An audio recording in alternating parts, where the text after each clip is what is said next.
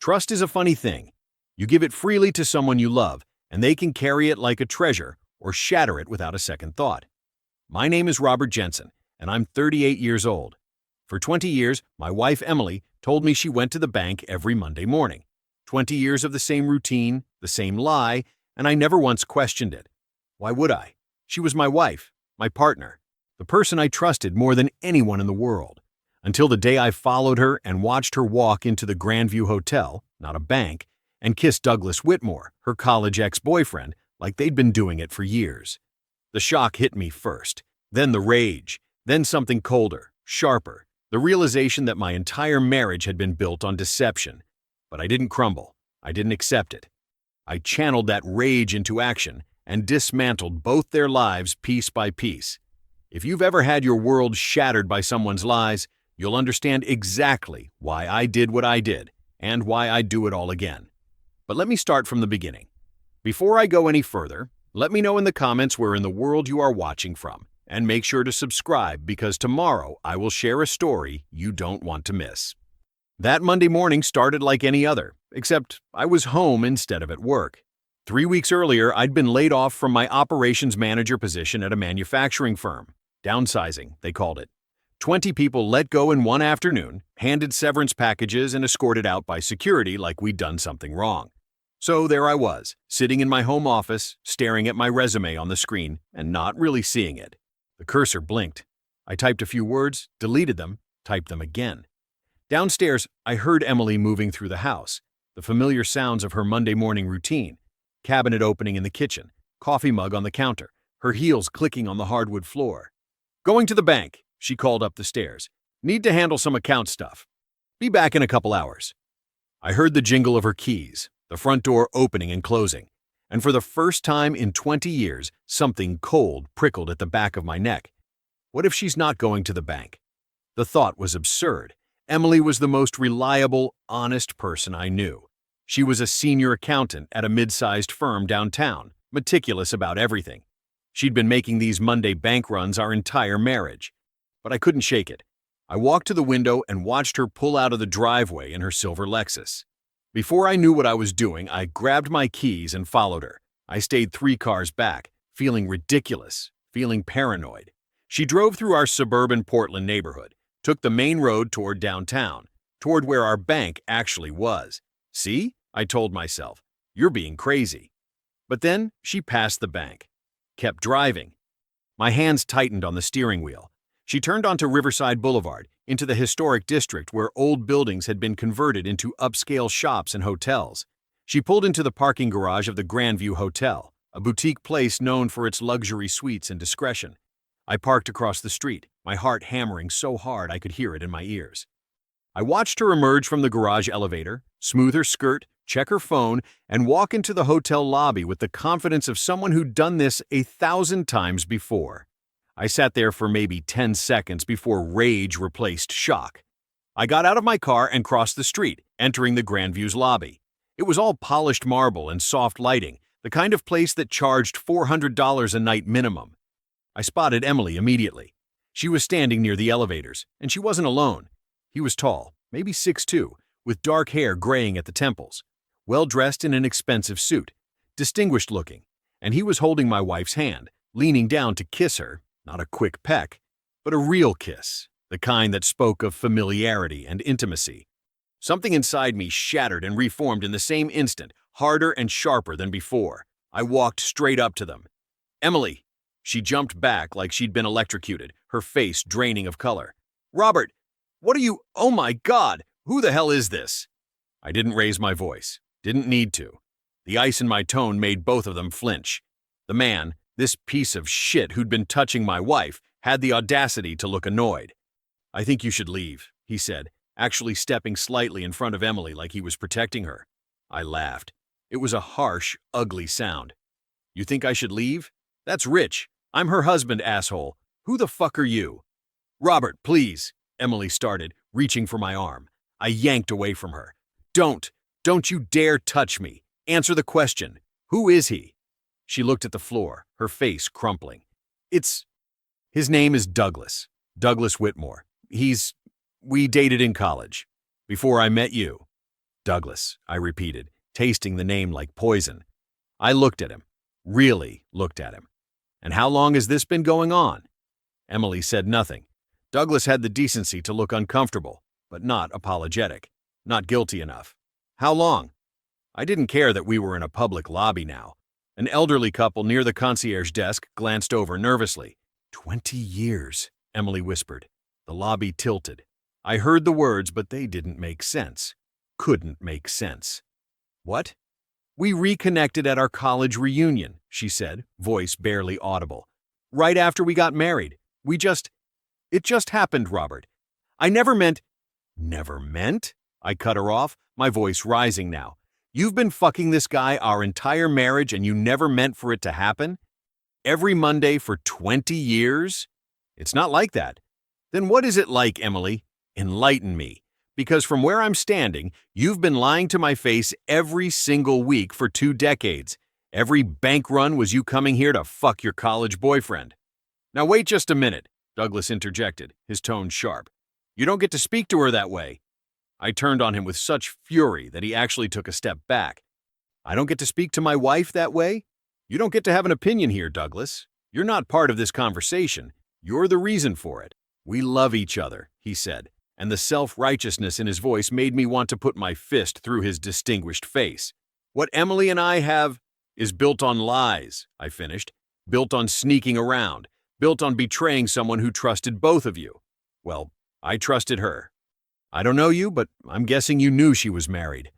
I'm divorced, he said, like that mattered. Have been for 15 years. Good for you. Did your wife find out you were cheating on her too? His jaw tightened. That's none of your business. Everything about you is my business now. I looked between them, these two people who'd stolen 20 years of my life. Here's what's going to happen. Emily, you're going to get in your car and go home. You're going to pack a bag and you're going to leave. I don't care where you go. Maybe your parents, maybe a hotel.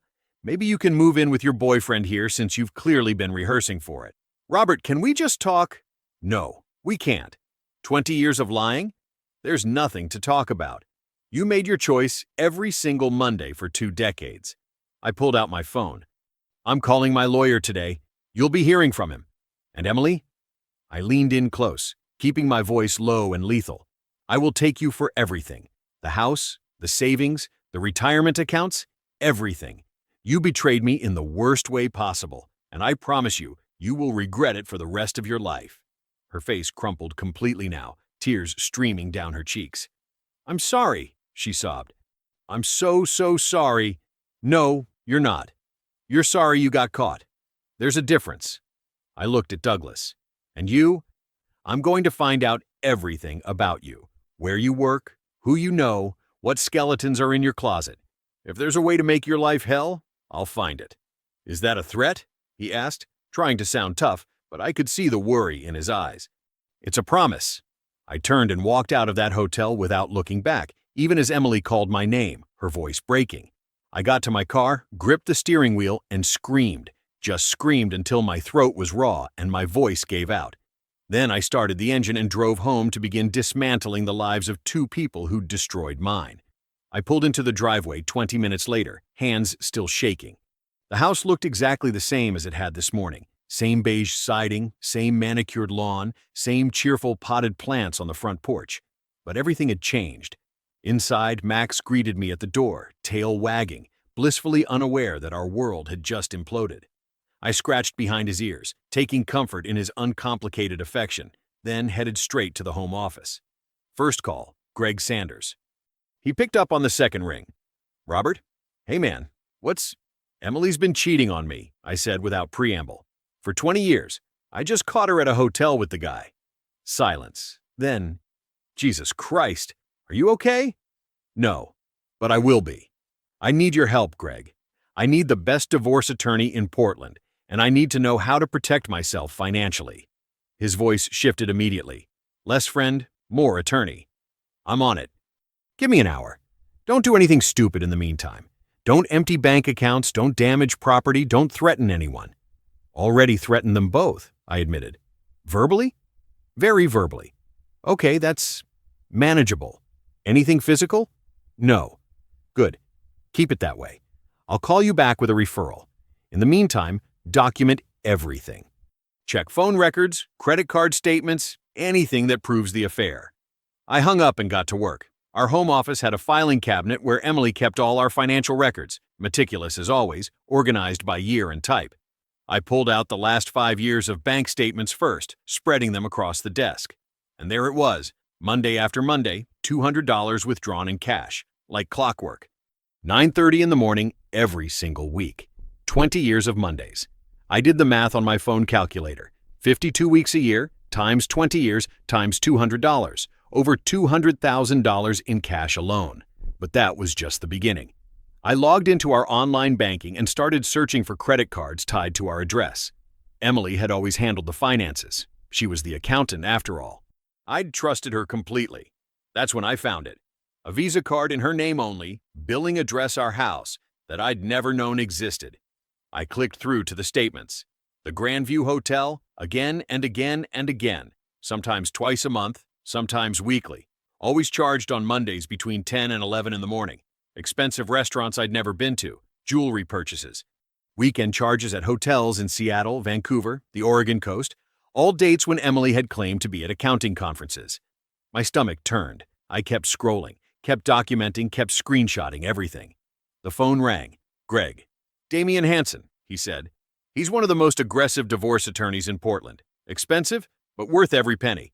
I already called him, told him your situation. He can see you tomorrow morning at 9. Thank you, I managed. Rob, I'm sorry, man. I really am. Emily seemed so... Don't. Everyone thought she was great. That's what made her such a good liar. After we hung up, I kept digging.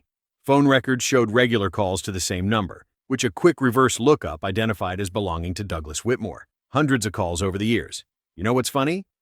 I remember Emily once telling me we should simplify our finances, consolidate accounts. I'd agreed, thinking it was just her being practical. Now I understood. She wanted to keep certain accounts hidden from me.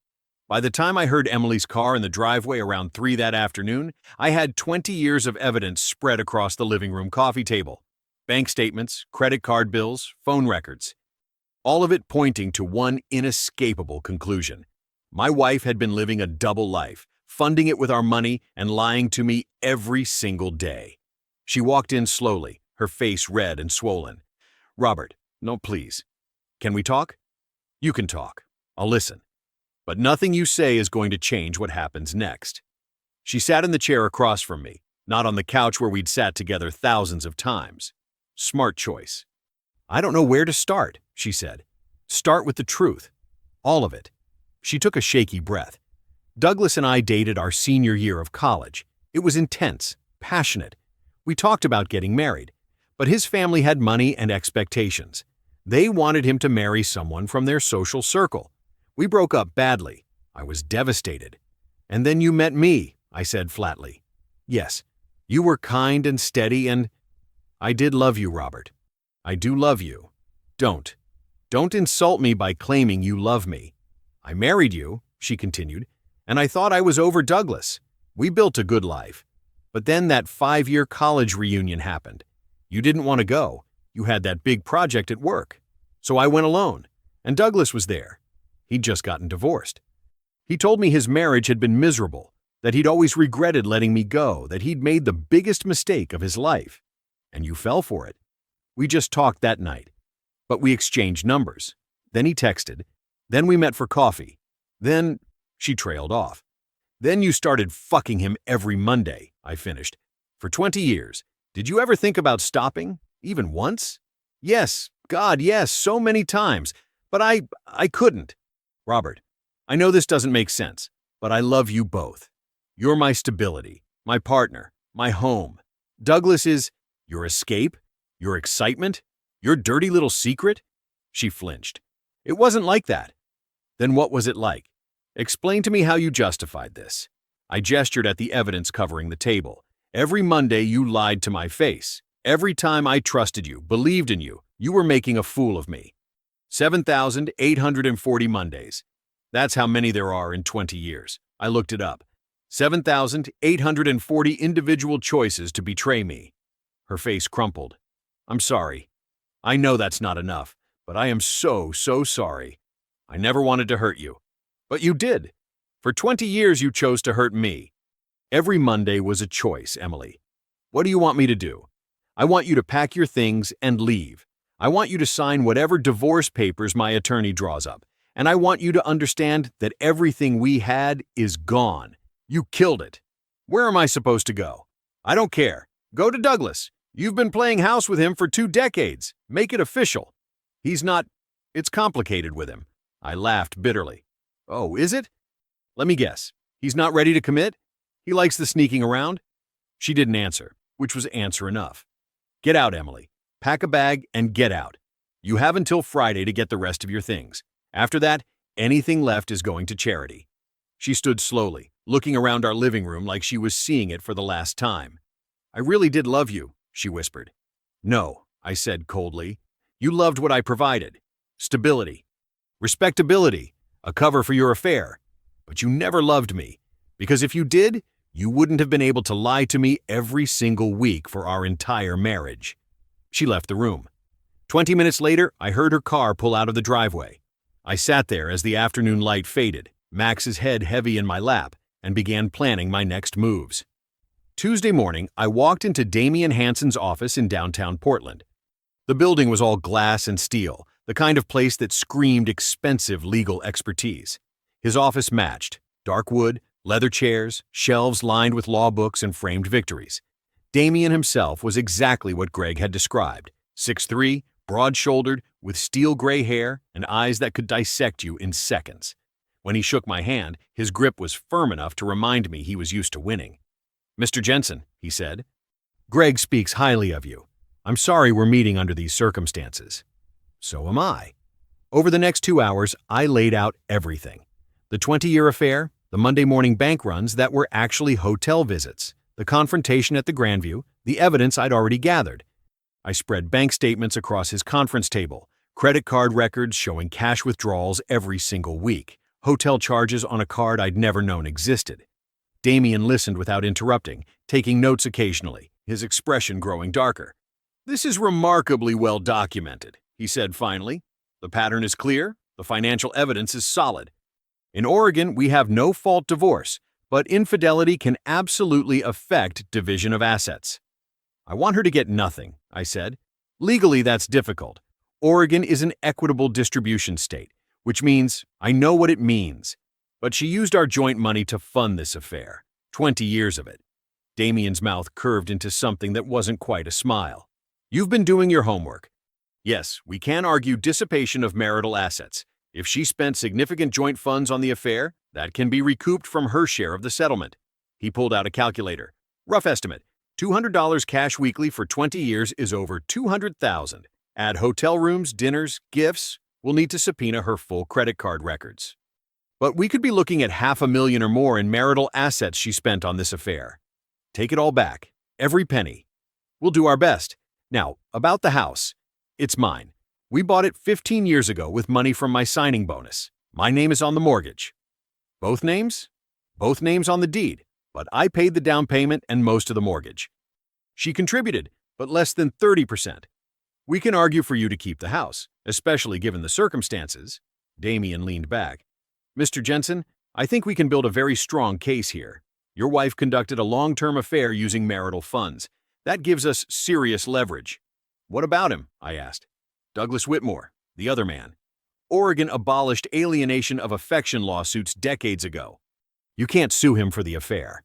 But I can make his life difficult in other ways. Damian's expression went carefully neutral. As your attorney, I have to advise you to focus on your divorce and let Mr. Whitmore go. Anything that looks like harassment could hurt your case. I understand. Hypothetically, though, if someone were to investigate Mr.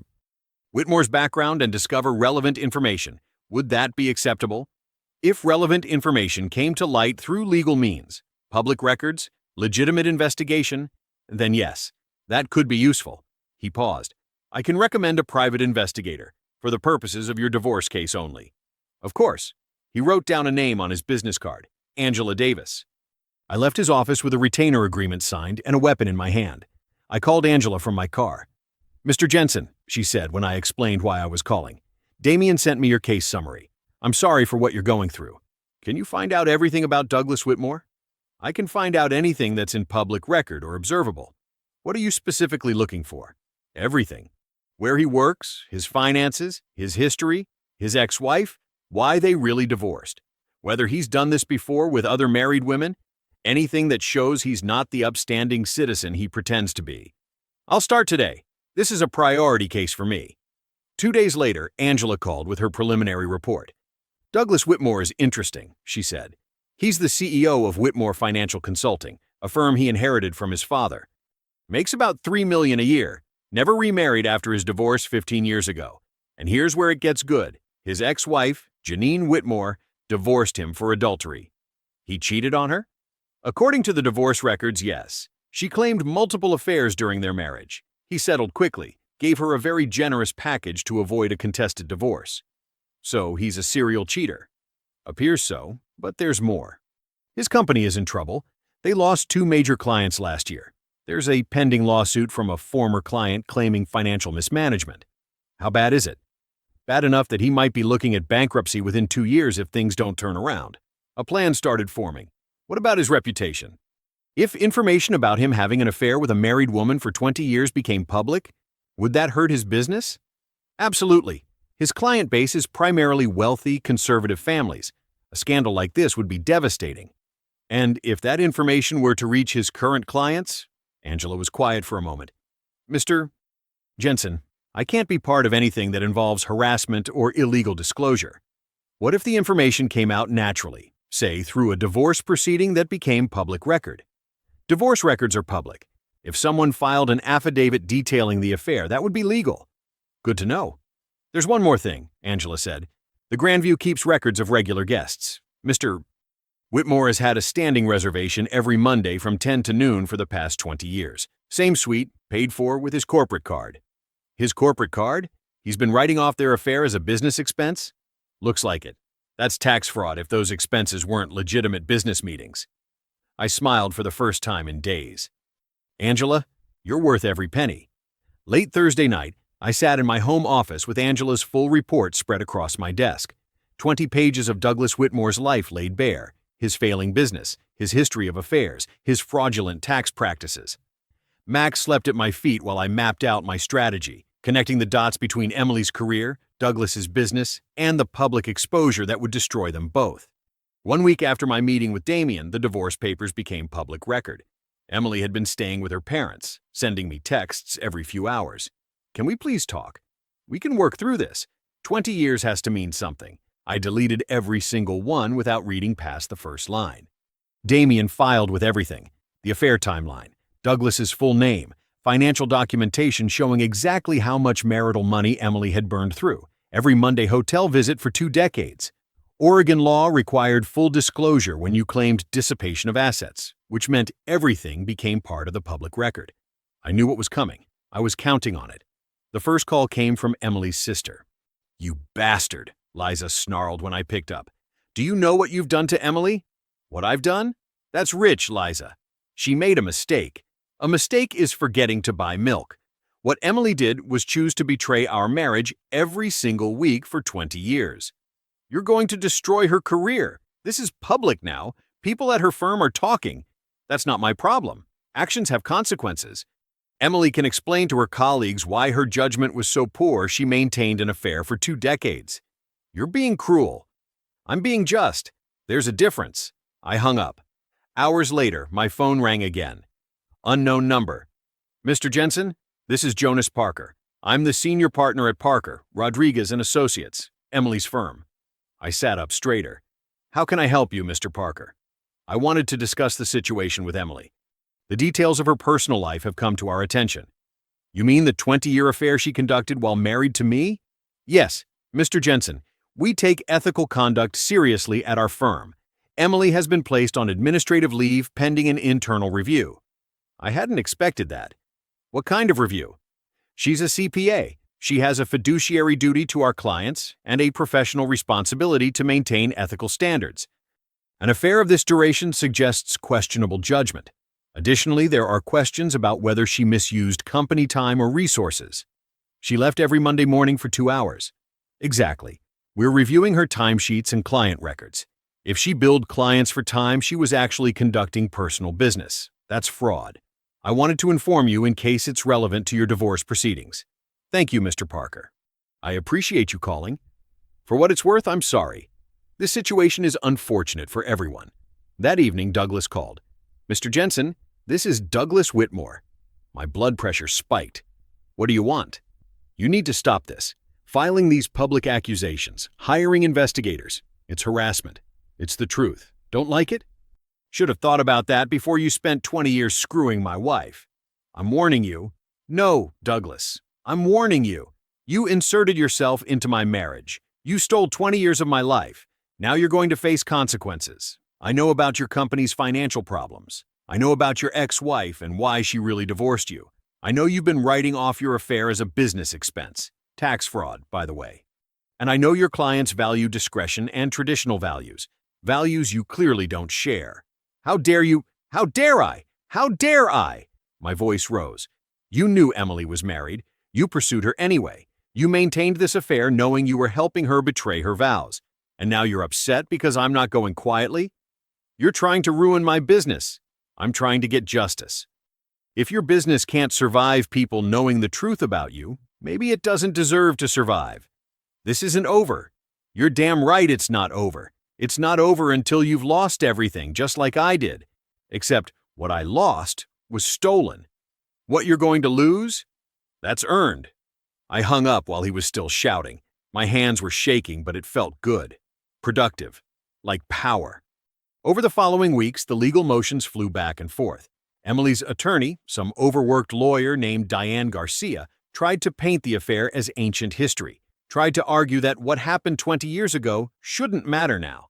Damien shredded that argument in depositions. The affair didn't end 20 years ago. It ended 3 weeks ago when Emily got caught. We attended mediation sessions where Emily sat across from me looking smaller each time, her eyes pleading. I stared through her like she was glass. 2 months after I'd confronted them at the Grandview, Damien called with an update. We subpoenaed her secret credit card, he said, and I could hear the satisfaction in his voice. Robert, the expenses total over $600,000. Hotel rooms, expensive dinners, jewelry, weekend trips when she claimed to be at accounting conferences, all spent on Douglas Whitmore. $600,000 of our money, our future, our retirement, burned on lies. Can we get it back? Every penny, Damien promised. It's coming out of her share of everything. 2 months into the proceedings, Angela called with something different in her voice. Excitement, maybe. Vindication. I found Douglas's ex-wife, she said. Janine Whitmore. She wants to meet you. She does? She hates him, Robert. Really hates him. And she has information that'll help destroy him. Angela paused. There's more. I uncovered that Douglas has had affairs with at least 2 other married women in the past 15 years. Both were clients of his firm.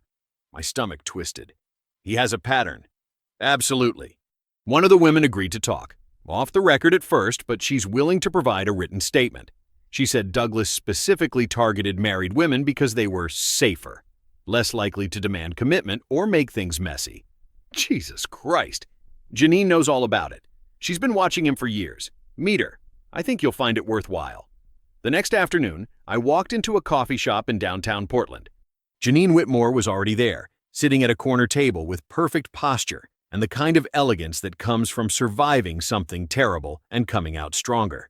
She stood when I approached. Early 60s, gray hair styled beautifully, eyes sharp and knowing. Mr. Jensen, she said, shaking my hand firmly, I'm glad you reached out. When Angela told me what Douglas did to you, I felt sick. We sat. I ordered coffee I didn't want just to have something to do with my hands. You were married to him for 13 years? I asked. 13 of the worst years of my life. She sighed, but there was steel beneath it. Douglas is a narcissist, Mr. Jensen. Charming, sophisticated, utterly selfish. He wants what he wants, and he doesn't care who gets hurt. Angela said you divorced him for adultery, multiple affairs. I discovered 3. There were probably more. He'd gaslight me constantly, tell me I was paranoid, imagining things, being jealous for no reason. She looked at me directly. But I hired a private investigator, got proof. When I confronted him with it, he didn't even apologize. He said I should have been more exciting if I wanted him to stay faithful. The words hit like a punch. That same arrogance, that same refusal to take responsibility. I'm sorry you went through that. So am I. But I got out, got a good settlement, and rebuilt my life.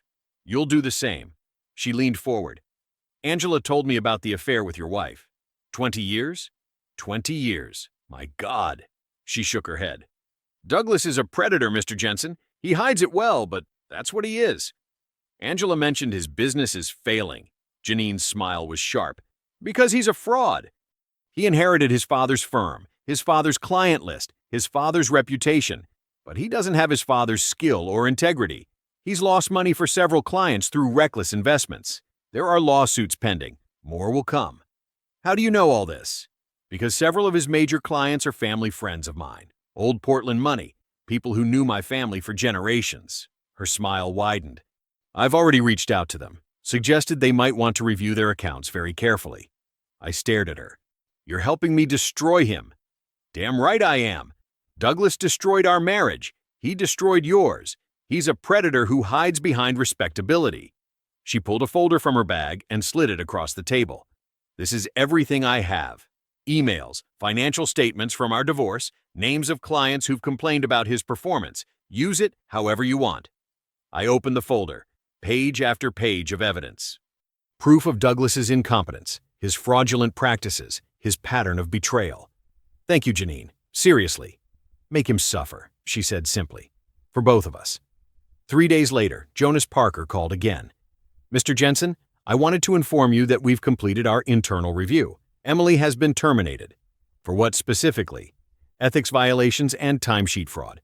We confirmed that she routinely took Monday mornings off, sometimes billing clients for that time, sometimes marking it as business development. Either way, it's fraudulent. She billed approximately $40,000 to clients for time she was actually at that hotel.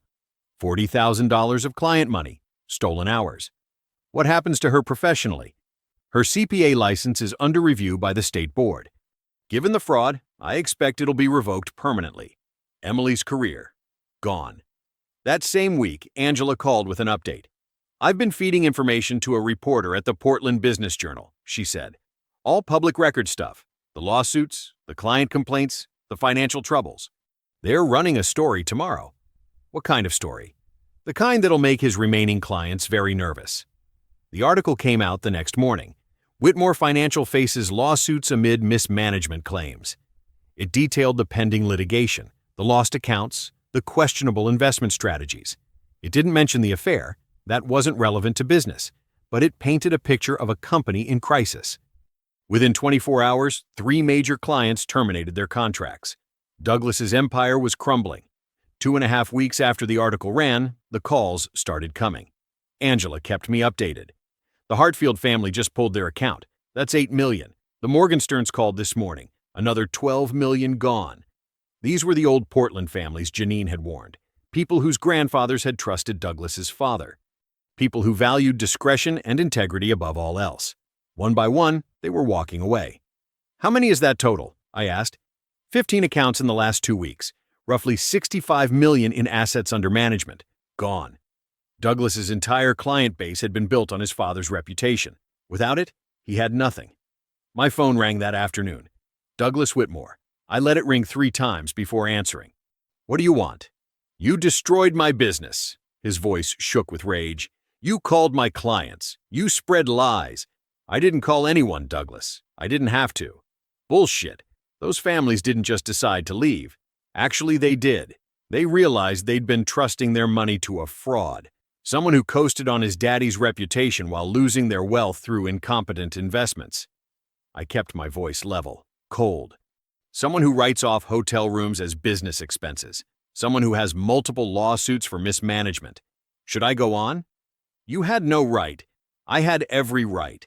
You helped my wife betray me for 20 years. You knew she was married. You pursued her anyway. You used corporate funds for your affair. That's tax fraud, by the way. So when your clients started asking questions about your ethics and judgment, they found plenty of reasons to leave that had nothing to do with me. I'll sue you for defamation. Go ahead. Truth is an absolute defense, Douglas. Everything that's been reported is accurate. You're a terrible financial advisor. You're a serial cheater. You're a fraud in business and in life. I paused. And now everyone knows it. You've ruined me. Good. You deserve to lose everything. You stole 20 years of my life. Now you get to know how it feels." I hung up while he was still shouting. 2 weeks later, Whitmore Financial Consulting filed for bankruptcy. The same month, I got another update, this one about Emily. "The State Board of Accountancy completed their review," Damien said during one of our meetings. "They're revoking her CPA license. Permanently. For the timesheet fraud? Exactly. She billed clients for hours she spent at that hotel. That's theft, pure and simple. They determined she violated professional ethics standards and engaged in fraudulent billing practices. She'll never practice as a CPA again. Emily's career, everything she'd built professionally, gone. Without her license, she couldn't work for any reputable accounting firm. Her earning potential had dropped to maybe a third of what she'd made before. What about the divorce proceedings? Her attorney's trying to argue she deserves an equitable split despite everything. It's not going well." Damien slid a document across the desk. "We've documented $600,000 in affair expenses.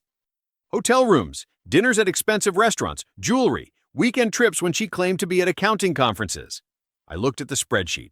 20 years of receipts, all neatly categorized, proof of every dollar she'd stolen from our marriage. "Her attorney, Diane Garcia, seems overwhelmed," Damien continued. "She's outmatched. She knows it. Emily probably can't afford better representation now that she's lost her job." "Good. We have a hearing scheduled next week. Judge Marianne Wright will review everything and make preliminary rulings on asset division and spousal support." "What are our chances?" Damien's smile was sharp. "With this evidence, I'd say we're in excellent position." The night before the hearing, I sat in Damien's office reviewing every document one more time. Bank statements, credit card receipts, hotel records, witness statements, Angela's investigative reports, the termination letter from Emily's firm, the license revocation notice from the State Board, 20 years of lies, all documented in black and white. "You've built an overwhelming case," Damien said. "Judge Wright is fair but tough. She doesn't tolerate sustained deception. This kind of long-term betrayal combined with financial fraud, she's going to rule heavily in your favor." I looked at the evidence spread across the conference table. This was it. Everything I'd worked for since that morning at the Grandview Hotel. "Tomorrow changes everything," I said. "Tomorrow you get justice," Damien corrected. "Real, legal, documented justice." I drove home that night feeling something I hadn't felt in months. Confidence, not hope, not optimism, but certainty that the evidence would speak for itself and that Emily would finally face the full consequences of what she'd done. The courthouse felt like a cathedral of judgment. High ceilings, polished marble, everything designed to remind you that what happened here mattered. Damien and I sat at one table. Emily and Diane Garcia sat across the courtroom, and Emily looked like she'd aged a decade, gray at the temples, new lines around her eyes, shoulders slumped in defeat. Judge Marianne Wright entered, and we all stood. She was in her 50s, stern-faced, with the kind of presence that made you straighten your spine automatically.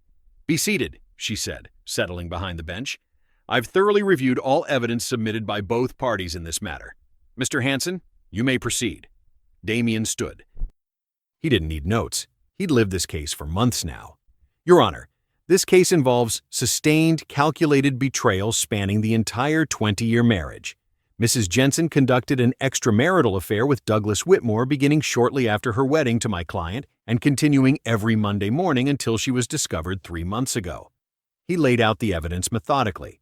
$600,000 in marital funds spent on the affair, hotel receipts, credit card statements, 20 years of Monday morning lies. Mrs. Jensen also committed timesheet fraud at her place of employment, billing clients for hours she actually spent conducting this affair. This resulted in her termination and the permanent revocation of her CPA license by the State Board of Accountancy. Emily stared at the table, wouldn't look up. "My client is entitled to recoupment of all dissipated marital assets," Damien continued. "He should retain the marital home. He paid 70% of the down payment and the majority of the mortgage, and he should not be required to provide spousal support to someone who betrayed him so thoroughly for 2 decades. Judge Wright's expression didn't change, but I saw something flicker in her eyes. Distaste, maybe. Diane Garcia stood when Damien sat down. She looked exhausted. "Your Honor, Mrs. Jensen acknowledges her mistakes and takes full responsibility for the affair. However, she did contribute to the marriage for 20 years. She maintained full-time employment, contributed to household finances, maintained their home. Under Oregon's equitable distribution laws, she's entitled to fair consideration of those contributions. Damien was on his feet before Garcia finished sitting down. Your Honor, conducting an affair while stealing from joint accounts and lying every single week isn't marital discord. It isn't growing apart. It's sustained, deliberate betrayal. Mrs. Jensen made a choice, not once, but 7,840 times, every Monday for 20 years. I remembered calculating that number, remembered how it had gutted me. Judge Wright leaned forward. Mrs. Jensen, do you have anything to say in your defense? Emily stood slowly. Her hands shook. Your Honor, I made terrible mistakes. I betrayed my husband and violated his trust. I know that. Her voice cracked. But I did contribute to our marriage for 20 years. I worked. I maintained our home. You lied, Judge Wright said flatly. Every Monday for 20 years, you lied to your husband's face. You stole from your joint accounts to fund an affair. You committed fraud at your place of employment. Emily's face crumpled. Mrs. Jensen, the court is not in the business of rewarding dishonesty. Sit down. Emily sat. She was crying now, silently, tears streaming down her face. Judge Wright looked at both attorneys. I'll issue my ruling within 2 weeks. This hearing is adjourned. 14 days later, Damien called me at work. Judge Wright issued her ruling. My heart hammered. And? You got everything. The house, the majority of the savings, all the investment accounts, your full 401k. Emily gets her 401k and $12,000. What's left after we subtracted the dissipated assets? What about spousal support? Denied. Judge Wright said Emily's conduct demonstrated such a profound breach of marital trust that spousal support would be inappropriate. I sat down hard in my office chair. We won. This is one of the most lopsided settlements I've ever negotiated, Damien said, and I could hear the satisfaction in his voice. Congratulations, Robert. You got justice. Thank you for everything. My pleasure. People like your ex-wife need to understand that actions have consequences. That evening, I stood in my driveway, looking at the house. My house. Solely mine now. Paid for with my work, kept through my determination. Max chased a tennis ball across the yard, tail wagging, completely unconcerned with the legal victory that had just reshaped my life. My phone rang. Greg Sanders. Rob? Greg's voice came through warm and concerned. Heard the divorce went through today. How are you feeling? I watched Max chase his tennis ball in lazy circles. Lighter, I said. Like I can finally breathe again. Damien said you cleaned up in the settlement.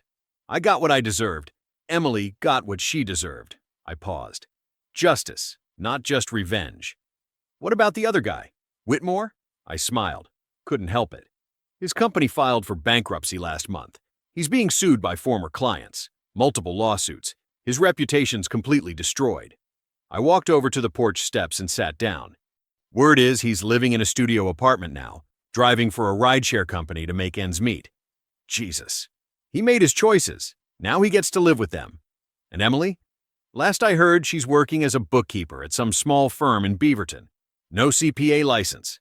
The state board revoked it permanently for the timesheet fraud. She's making about a third of what she used to make. I picked up a stick and threw it for Max. Her sister called me last month, actually, Liza, begging me to give Emily some of the settlement money because Emily's struggling. What'd you say? I hung up on her. Greg was quiet for a moment. You've changed, Rob. You're harder now. I had to be. The old me would have been destroyed by what Emily did. The new me took control and fought back. Just don't let it make you bitter, man. Don't let what she did poison the rest of your life. I thought about that. Really thought about it. I won't, I said finally. I'm not defined by her betrayal. I'm defined by how I responded to it. That's what matters. Good. That's good. He sighed. Listen, I'm proud of you for handling this the way you did, for not crumbling. Thanks, Greg, for everything, for the referral, for the advice, for just being there. That's what best friends are for. We talked for a while longer, about work, about his wife, about normal things that had nothing to do with divorce or betrayal. It felt good. Normal. When we hung up, I went inside and poured myself 2 fingers of whiskey, sat in the living room, my living room, in my house, and just breathed. My phone buzzed. Text from Angela. Thought you'd want to know. Douglas Whitmore just had his car repossessed. Man's hit rock bottom. I typed back, good. Thanks for everything, Angela. Anytime. You were a model client, knew exactly what you wanted and didn't hesitate to pursue it. I raised my glass to the empty room.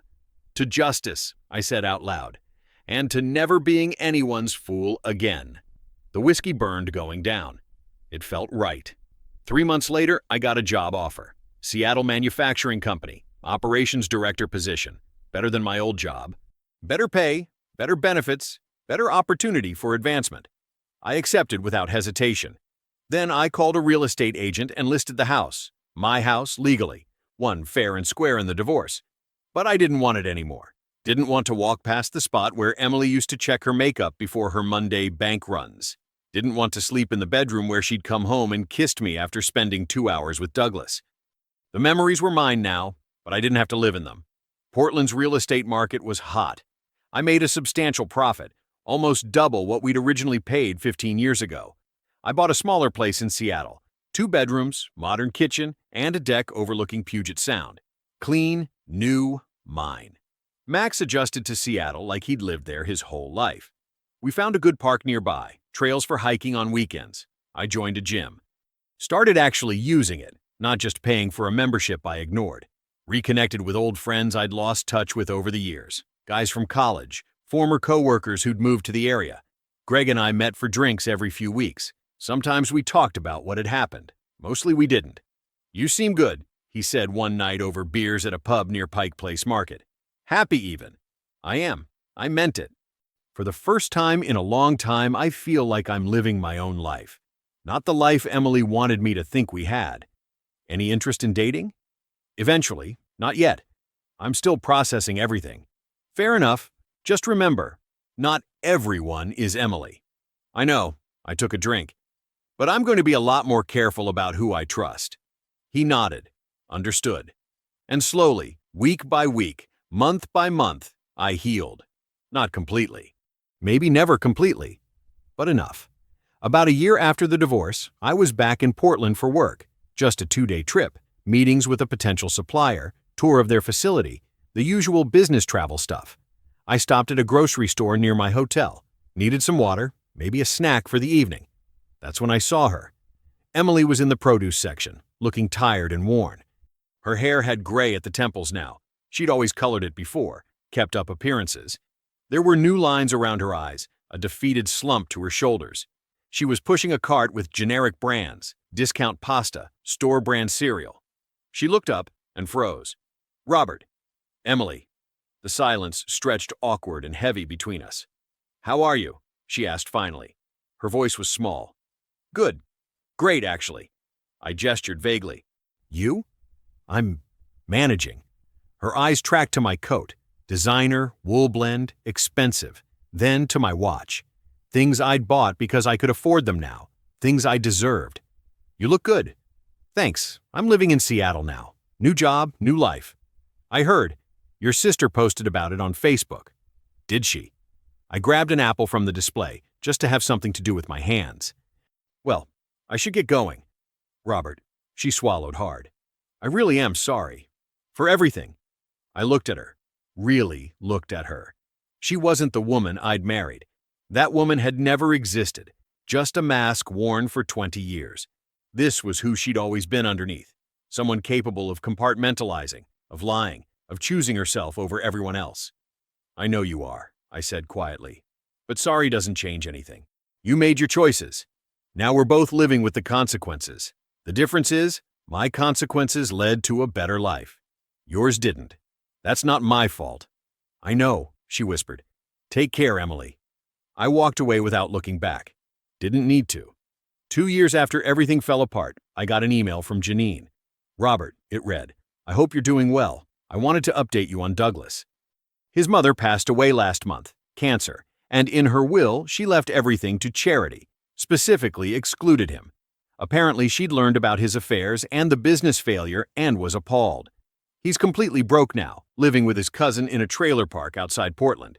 I know it's petty, but I thought you'd appreciate knowing that karma finished what we started. All the best, Janine. I read it twice. Then I forwarded it to Angela with a note. The universe has a sense of justice after all. She replied within minutes. Couldn't have happened to a nicer guy.